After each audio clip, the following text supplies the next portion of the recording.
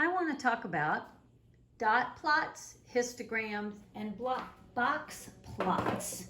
This top one, as you might expect, is a dot plot.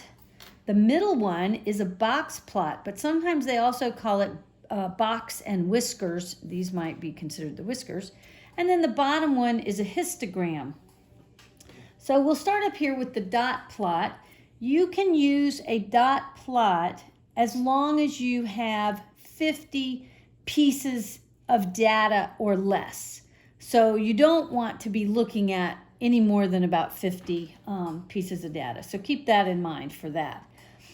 Now on this dot plot, I haven't given it any title or anything like that, but if you look at it, you can see there are, at the number 1, there are 2 pieces, 2 dots that are telling you that number 1 occurs twice. There are, oh, excuse me, that's not a dot down there. So this is just the number 1 going up the side. So this is 1, 2, 3, 4, 5, and 6. Okay, so there's only 1 dot of the number 1, so that's telling you that the number 1 in the set of data only shows up 1 time. But the number 2 shows up 2 times. There are no number 3s. There is 1 number 4. There are 1, 2, 3, 4 of the number 5, and so on. Okay, so you can very quickly look at this. And if I were to ask you the range is the difference between the lowest piece of data and the highest piece of data. So we subtract those 2 numbers and we get 9. So the range of this set of data is 9. The median, as we know from something earlier that we learned, that is the specific middle piece of data.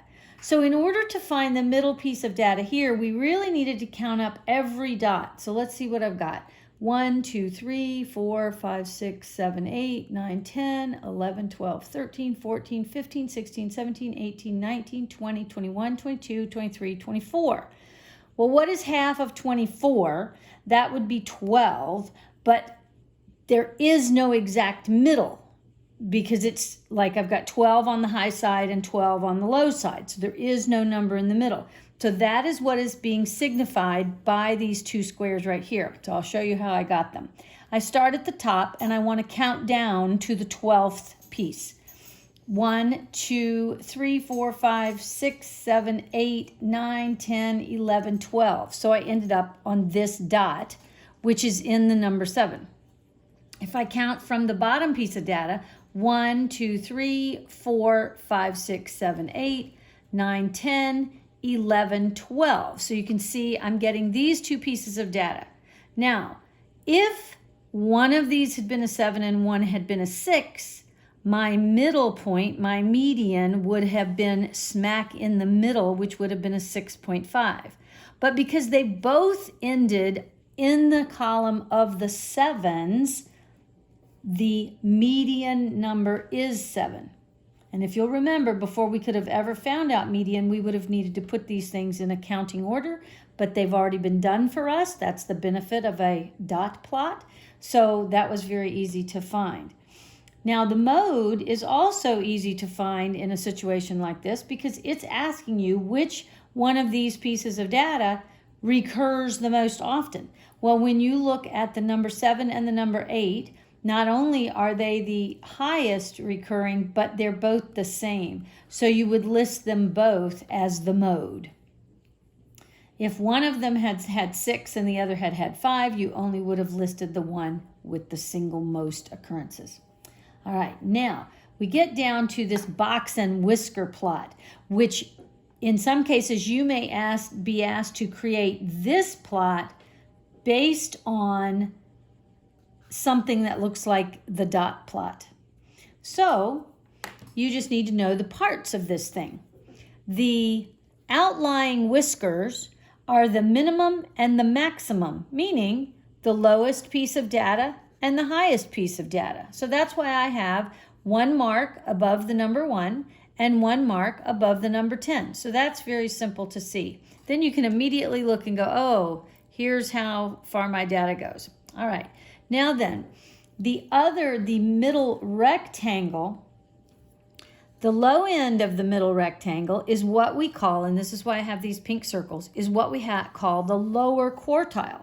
Well, the lower and the upper quartile are just the medians, the middle piece, of the bottom half and of the upper half. So when I go back, and because I knew that this piece over to the upper half is the whole upper half of the, the data actually was cut in half right there. So up here and the rest of this is the top half of the data, and everything below is the lower half. So now I want to do the same thing again that we did to find the median, and I want to find the median in the upper half and the median in the lower half. So how many pieces of data were there? There were 12. So what's half of 12? It's 6. So let me do that again. 1, 2, 3, 4, 5, 6. So there's one of them. And when I count from here, 1, 2, 3, 4, 5, 6. So it happens that not 6, but they both fell in line with the number 8. So the upper quartile is 8. That means the upper 1/4 of the data. So the upper 1/4 of the data is 8. So that's why this line is here. So now we're going to do the same thing on the lower half of the data. So I'm starting here and I'm counting 6 pieces. 1, 2, 3, 4, 5. Excuse me, wait a minute.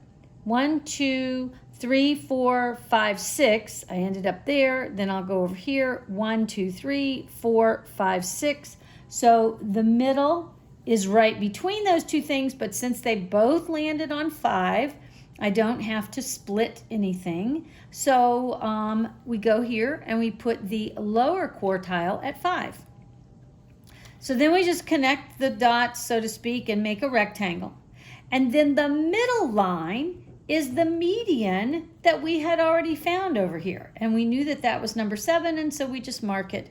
So the median is not necessarily in the middle of this box, but the median is just telling us the middle piece of data.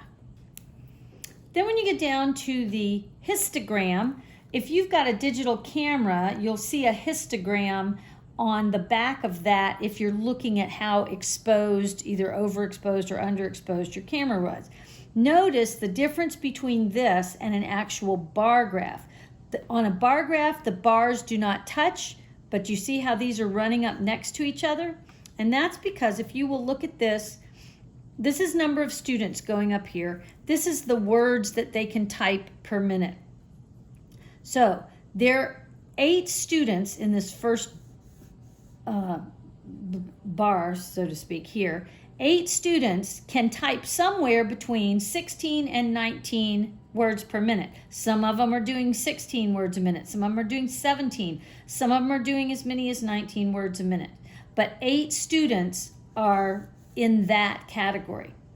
Now, the next bar over, 6 students are able to type somewhere between 20 and 23 words per minute. The smallest category has 3 students that can type between 24 to 27, and then the fastest number of students, 28 words per minute to 31 words per minute, there are 5 students that can do that. So we can use something like this with any size data set, so be aware of that. So now we want to talk about how we find the median and the mode and that sort of thing. So first of all, you want to see how many pieces of data do you have. Well, I have 8 students here. I have another 6 students here.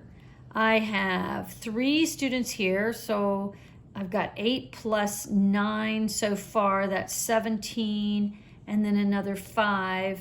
What does that give us? 22 pieces of data altogether. Okay, so now that we've got the 22 pieces of data, now we can think about finding the median. We want to split that number in half, which gives me 11, and I need 11 pieces above and 11 pieces below, and possibly look for the middle in between.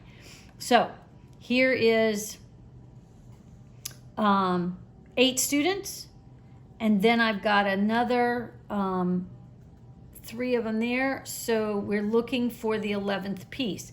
So that gets us to these 2 red marks right here.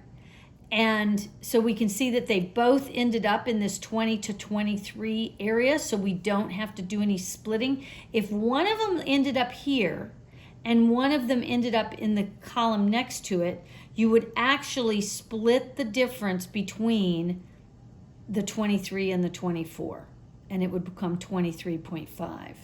So keep that in mind, okay? The range is just taking the 31, which was your highest number, and down to the 16, which was your lowest number, and subtracting, so you get a difference of 15.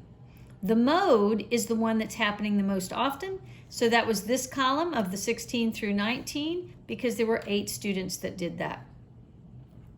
That's how you read those. So I hope that's helpful. There won't be a whole lot of questions on this, but you do need to understand it. Where you might see some of these as well, though, will be on the science test for the GED.